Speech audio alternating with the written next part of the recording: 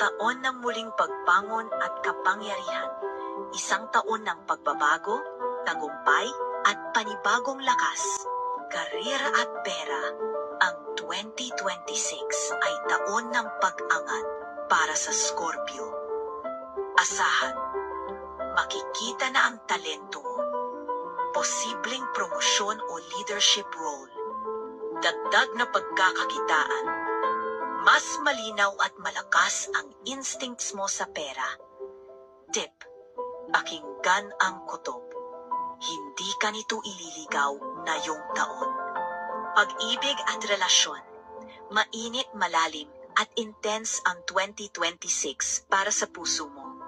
Singles, darating ang taong soulmate vibes. Malalim, loyal, at totoo.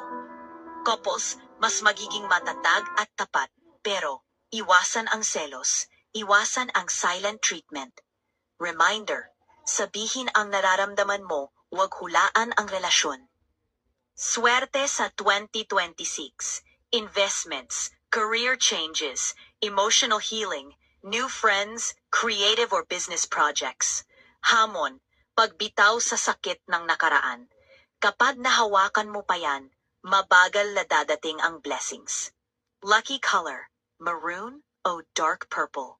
Crystal, black obsidian. Best months, March, August, December. Dapat iwasan.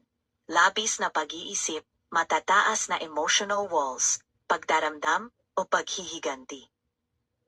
Mas malakas akong bumangon.